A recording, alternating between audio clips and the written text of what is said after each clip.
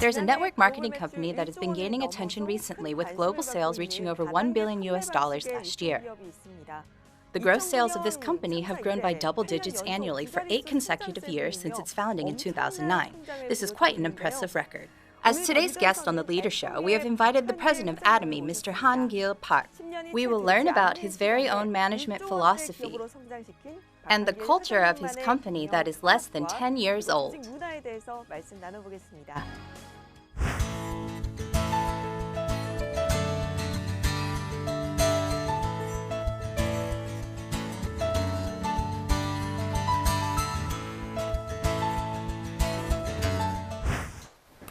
We welcome President Gill Park of Atomy to our show. Hello. Hello, it's nice to meet you. I briefly mentioned in the opening that your company has achieved over $1 billion in annual gross sales. So I would assume the company would be fairly well known by now. But I think there are still many people who are not familiar with Atomy. Could you please give us a brief introduction of Atomy? Atomy is a direct selling company that distributes over 200 products, including health supplements, skincare products, cosmetics, and household essentials. Although many people have heard of the company, still, it's not yet widely known. One of the reasons for this is because of our sales through a membership system. Only members are able to purchase and use our quality products at affordable prices, and if members are satisfied with the products, they introduce them to others. Because of this system, if you have not been introduced yet, you may not have heard of Atomy. We have over 3 million registered members in Korea alone, and about 1.5 million members abroad. Our sales last year reached a total of $1.1 billion worldwide. Exceeding the billion-dollar mark in global sales and with a presence in the international market as well, Atomy should be considered by all to be a highly successful company. But there are still some negative perceptions out there towards network marketing companies in general. Is there a specific reason why you chose the network marketing model for your company? Yes. I am very much aware that people do not always have a positive view of network marketing. And at the very beginning, even my wife tried to talk me out of it, asking, "Why network marketing?" However, I had my own strong convictions about the network marketing model. If you look at the fundamental principles of network marketing, it is about acquiring quality products that I need at good prices, and after using those products and seeing the value in them, I would then introduce those products to other people around me. And if those people like the products, they will pass them on yet to other people, resulting in a kind of chain effect of purchasing and introducing. In this way, network marketing has the potential to be a very successful model in the distribution industry, creating many loyal consumer groups. So theoretically, there is no problem with this model, but if network marketing still has a bad reputation, it's because of scams in the past, such as pyramid schemes, which are something completely different from network marketing. Those involved in these illicit activities have deceived many innocent people. And when news of these illegal scams ends up going public, they are often collectively referred to as network marketing sales. Therefore, many people have this negative perception of network marketing since they mistakenly relate it to those illegal pyramid schemes. All network marketing companies are cons. People think network marketing and pyramid schemes are all the same and that they are both fraudulent and deceitful. This is untrue. And this is why the negative image of network marketing companies persists. Another reason for this negative perception is that even though it is perfectly legal, many network marketing companies tend to excessively mark up their products. People think that this is because the price includes the sales allowance paid to the members. In any case, expensive products can be quite a burden on consumers. So some network marketing companies are often reproached for overpricing their products and burdening their members, which is also an influencing factor that's contributed to the negative image of the network marketing industry. But if you simply follow the fundamental principles of network marketing, it can provide a valuable marketing channel for the manufacturers, as well as an effective way for consumers to acquire quality products at good prices. I had confidence that we could create such a healthy distribution channel. So I specifically chose the network marketing model to test out and prove my ideas. Fortunately, those who have used our Atomy products can attest to the product's quality and affordability. Just as I had intended, from the very beginning. I believe this is the reason that Atomy has been able to grow steadily to this day. It sounds like you built the company on the belief that as long as you sell great quality products at affordable prices and keep to the principles of network marketing, you will have high success as a distribution company. After looking at some data, I see that Atomy has grown by double digits every year for the past 8 years since its founding. What would you say is the secret behind such a rapid growth? I don't think there's really any special secret. We are simply staying true to the principles of distribution. Even though it seems like the world is a complicated place, I think the principles that govern it are really fairly simple. I believe that selling high-quality products at good prices is the key to distribution. At Atomy, we therefore begin by selecting absolutely high-quality products. We call this absolute quality. And we sell this quality at a price that no one can match. We call this absolute price. So you can say that the secret is establishing the principle, selling absolutely high-quality products at an absolutely good price, and sticking to this principle to the utmost. As you mentioned, the key to distribution is selling good products at a good price. It seems to me that consumers' trust is the most important factor. Yes, that's right. As you've just mentioned, the secret to Atomy's rapid growth is the consumer's faith in your quality products. And during the company introduction earlier, you also mentioned that Atomy distributes a wide variety of products from household essentials to home goods and even skincare and cosmetics. Among these, if there are any products in particular that have helped lead Atomy to rapid success, could you briefly introduce them? One of the top-selling products at our company right now is hemohim. And another is the Absolute Skincare line. Both of these products were a result of a government-funded research project that was headed by the Korean Atomic Energy Research Institute. The sales of hemohim exceeded $150 million last year, and the Absolute Skincare line brings in over $100 million in sales every year.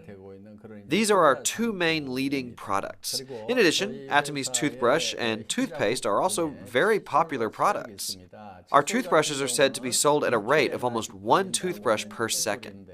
We sold about 27 million toothbrushes last year. And as for our toothpaste, we have sold about 100 million tubes of them to date. $150 million a year, and over 100 million sold. These are outstanding figures. I actually did some research on Atomy for this show. And one thing that stood out to me was how Atomy focuses on a win-win relationship with its partnering companies. What kind of efforts have you been making to cooperate and grow together with your business partners?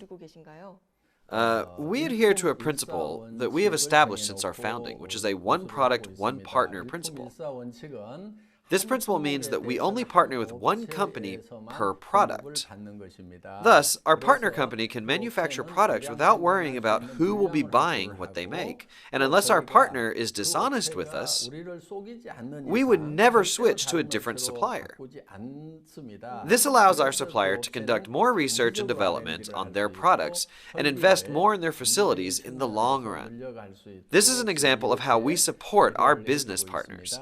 Moreover, most of our products are supplied by small and medium-sized companies. If the products are of the same quality and price, we prefer those to come from small and medium-sized companies. In most cases, however, these companies have a lack of capital. They are short on money. In order to help relieve some of their financial difficulties, as long as the products we order arrive at our warehouses, we pay them in cash within 1 week of arrival, even before we start to sell those products. We pay cash, not with promissory notes or anything else. Many partner companies have said this payment policy was a big help in operating their businesses. I also say to them, if you have to go to the bank to borrow money, please come talk to Atomy first. Because in the case of borrowing money from a bank, they have to pay interest, and that interest eventually means higher prices for our customers.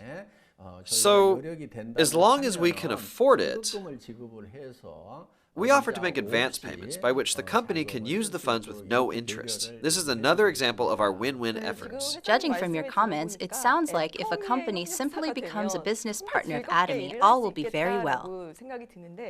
But I think some people may doubt if such a company as Atomy really exists. I'm not sure if I can ask you this, but could you please give us some real examples of what you have said? Of course I will. There was once a fire at a production line of Serum Foods, one of our partner companies. Although Serum Foods had their facilities insured against fire, they still faced some financial hardships. We provided financial aid in the amount of $1 million to support them in fully restoring their facilities and improving their production lines. 저희가 화재를 당한 적이 있었습니다. 애터미의 지원을 받아서 바로 신축 공사를 시작할 수가 있었고 약 30%의 생산성이 향상된 시설로 마무리할 수가 있었습니다.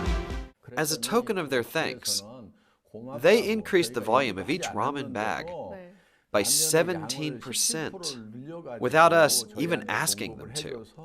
As a result, our customers could enjoy more for their money. There is also a company called Colmar B&H. When they first partnered with us, they were a small research company of only about 3 or 4 employees. But now, it has grown enough to be listed in the Kosdaq and has a corporate value estimated to be worth $1 billion. In fact, most of the small and medium-sized companies that have partnered with Atomy have grown by 5 or even 10-fold. Their management indices clearly show that they have become very stable companies, both financially and in size. As an entrepreneur, I regard such an outcome as very meaningful and rewarding. After hearing about these real cases of how companies have experienced success after partnering with Atomy, I have more and more confidence in Atomy's management philosophy.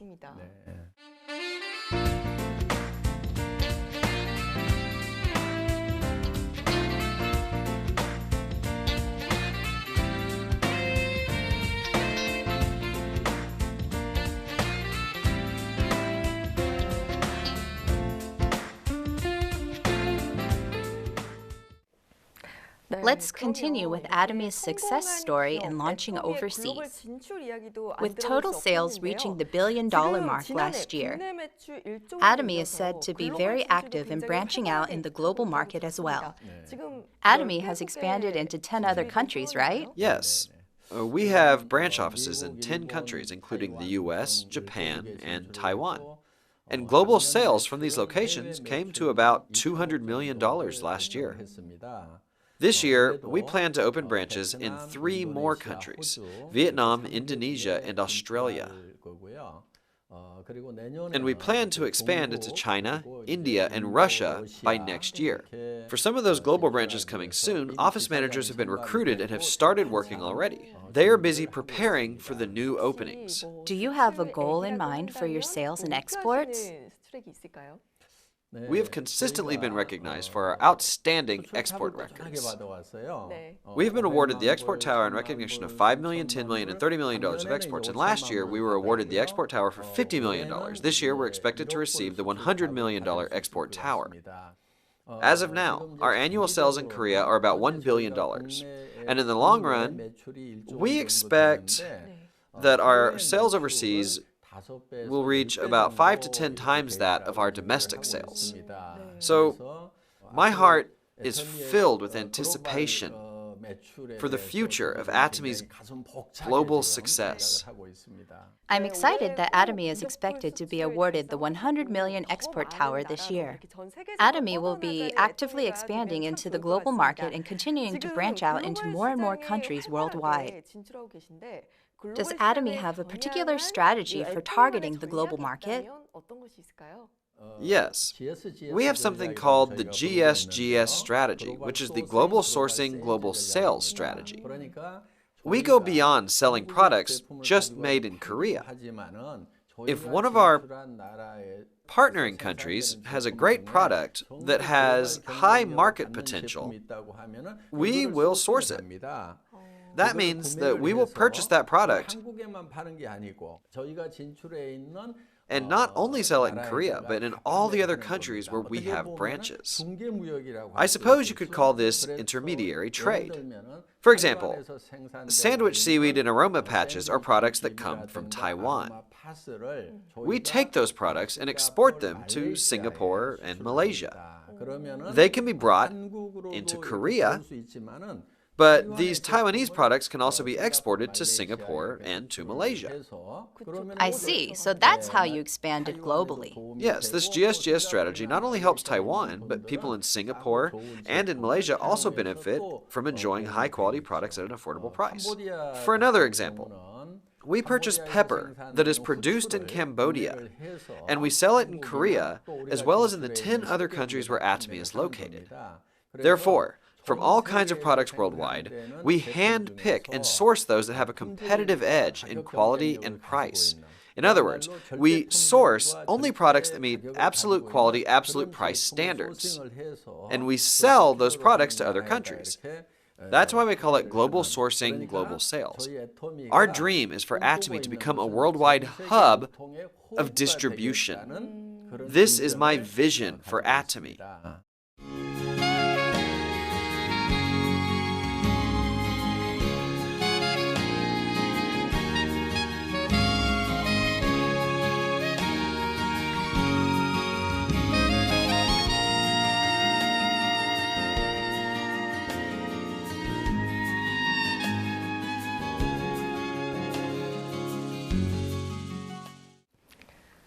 After hearing about Atomy, it seems like the company really makes an effort to distribute high-quality products at affordable prices for the benefit of its customers.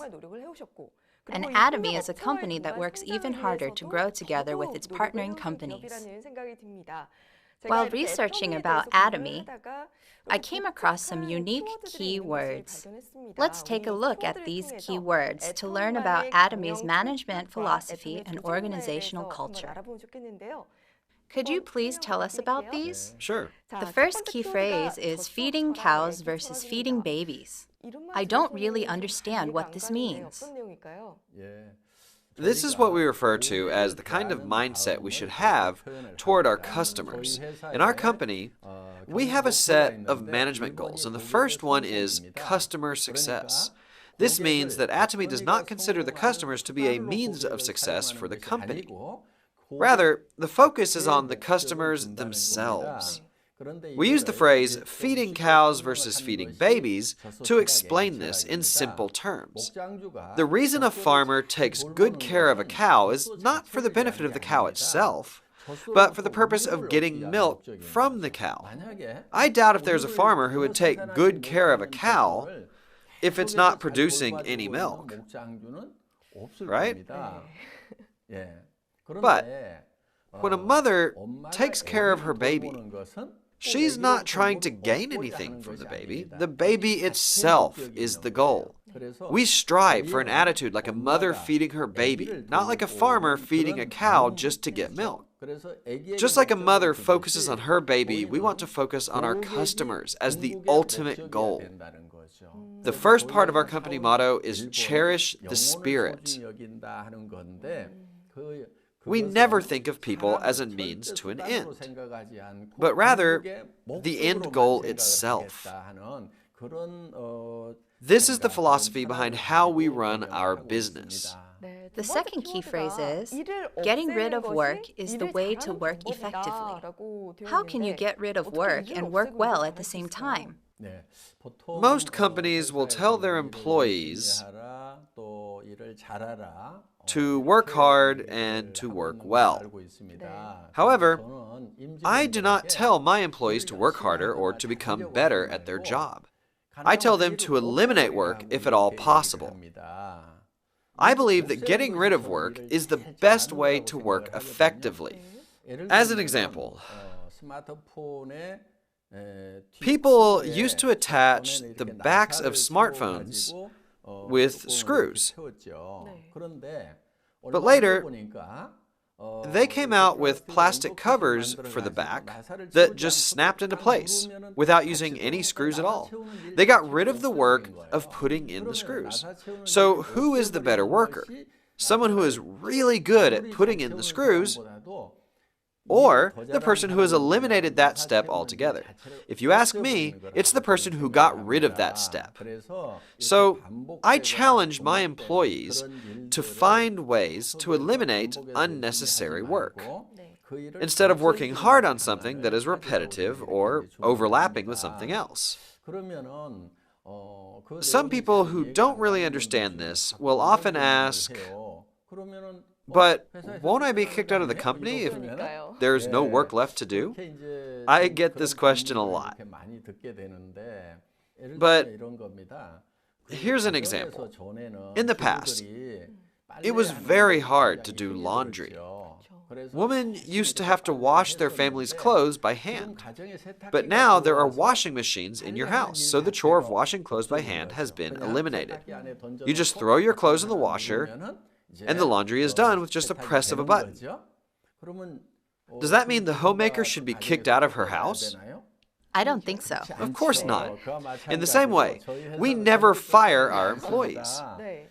After loading the washing machine, the homemaker can do a number of other things, such as read a book, do something creative, or simply enjoy having some free time. Just like this, my real intent is for our employees to automate their work and do something for the future, such as take part in something creative, something for personal development, or something that just makes them happy. This is what I mean by getting rid of work. From what you're saying, you will never fire your employees, right? But won't the employees just sit around and not get anything done? When people are hired as full-time employees of Atomy, we give them job security until the day they retire. After telling them that I would never fire anyone, even if they didn't do any work at all, a lot of people asked, well, what happens if everyone really just sits around all day playing, just not doing any work? But I believe that people inherently like to work more than they like to play. Of course, there are people who say work is difficult and that they don't like it.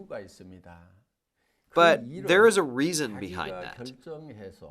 It's because those employees don't have the power to make their own choices and have to follow orders that are assigned from above. They don't like to work because they have to work like a machine in some ways. But if employees are given the power to make their own decisions, they may agree with me that there is nothing more fun than working.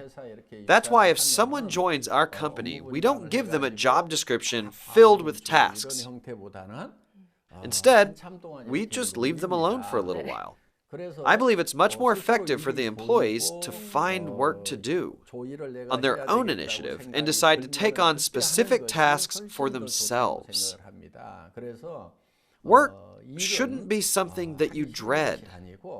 I think work should be more fun than play.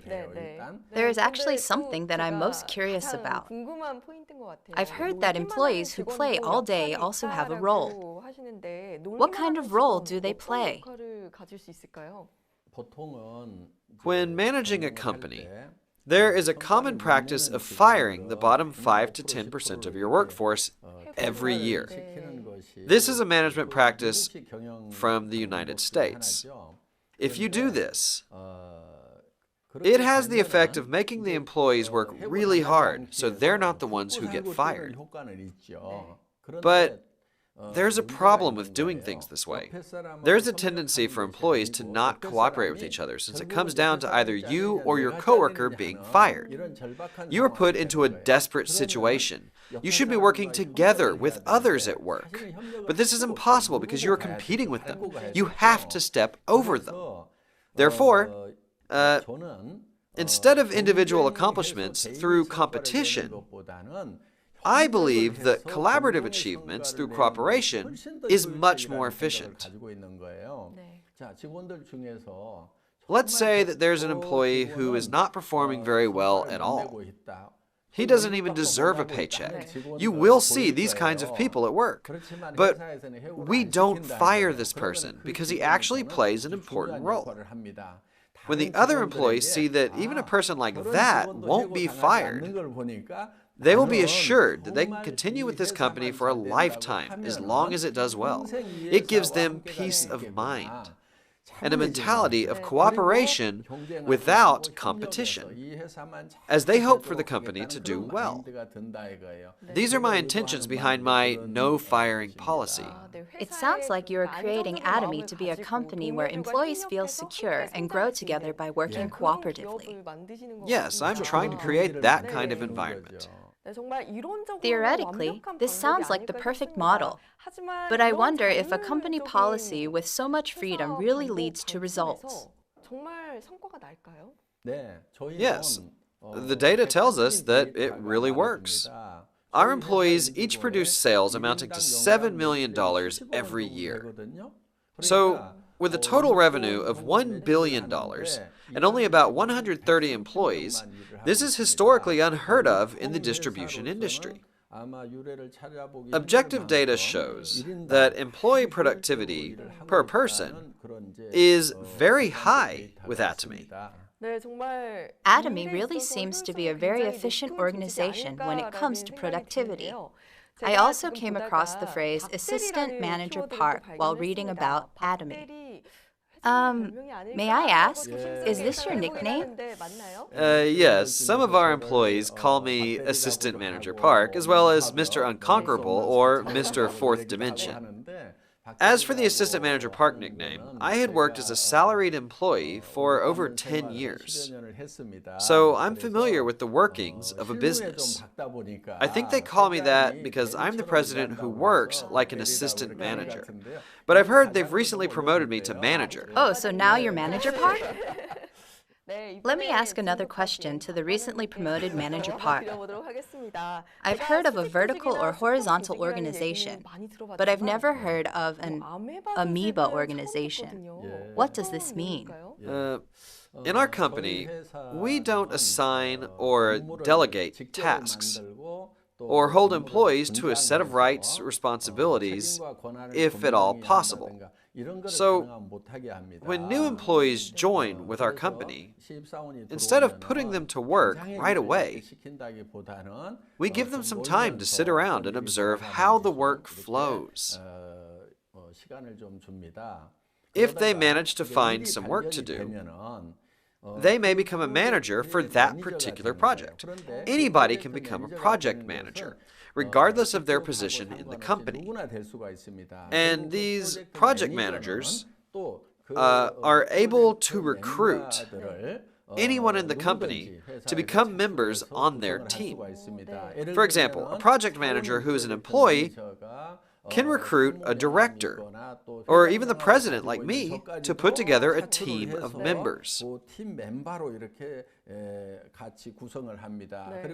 And when the project is completed, that team dissolves and a new team is formed around a new project. We are fluid, flexible, and can change form like the protoplasm of an amoeba that moves around a nucleus. That's why we call our company an amoeba organization. We are an organic, living community. It must take a lot of guts to recruit you, the president. Someone must have nerves of steel to ask you to be on their team. I'm also curious to hear about the free position system in your company. Does that mean your employees can choose their own titles? Yes, that's right. When you join our company, you have the freedom to decide on the position title that gets printed on your business card. So a new employee can become a manager or even the head of a department.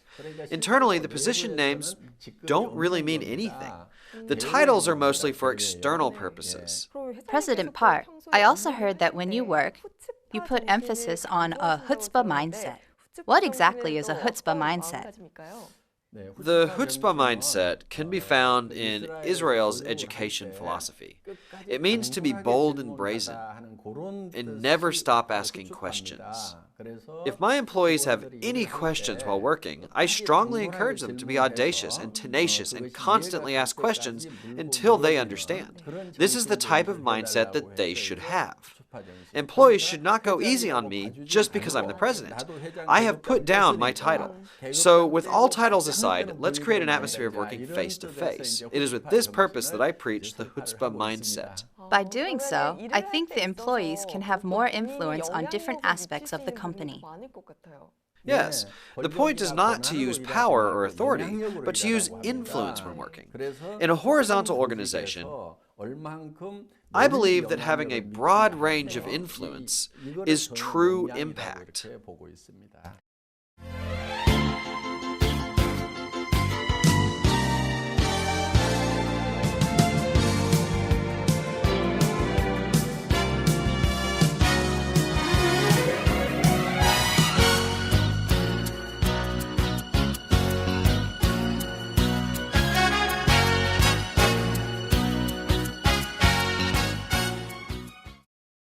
So far, we have found out about President Gill Park's management philosophy and the culture of Atomy through various keywords. I heard that Atomy is building a new office building, and the concept of this building is offices within a gym. Could you please share with us your motivation behind this project? Usually, companies tell their employees to work hard and to work a lot. But I tell my employees to try and eliminate work. After you get rid of work, we should play, right? So we're developing a workplace where our employees can play. If they have time to play and enjoy themselves at work, they will be sure to come up with creative new ideas. Wow! After hearing about Atomy's corporate culture, I have to say that it's beyond unique. It is revolutionary. After listening to your talk today, President Park, I get the impression that you are a very smart, influential businessman. Now I'd like to ask you my last question for today. How do you want Atomy to expand moving forward? What are your future aspirations for this company?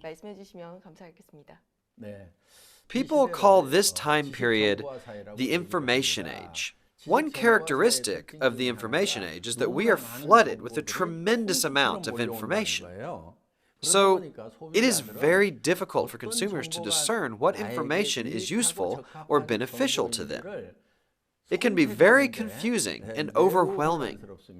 Atomy wants to be the company that helps consumers with this overload of information and provide just the right products for them at the lowest possible price. A reliable company with products that you can trust and use. Atomy would select the most relevant and beneficial information for its consumers, acting like a kind of shopping curator. This is how I would describe it. We want our customers to simply trust and use our products at Atomy. We strive to become the company where consumers can just buy any of our products and know that these are the best products for them, minus the hassle and information overload.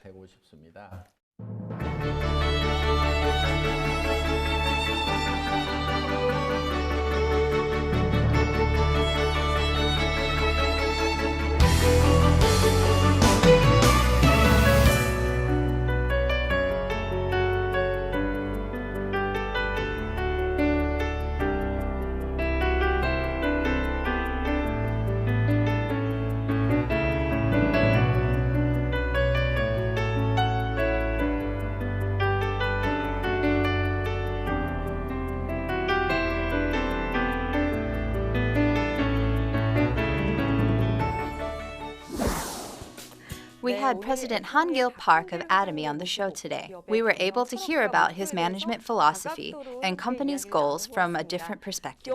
Of course, increasing sales and growing as a global company is important. But what stood out was President Park's great resolve and belief in the importance of winning customers' trust through every effort. We hope for Atomy to become a company loved by many consumers around the world. President Gill Park, thank you so much for being with us today.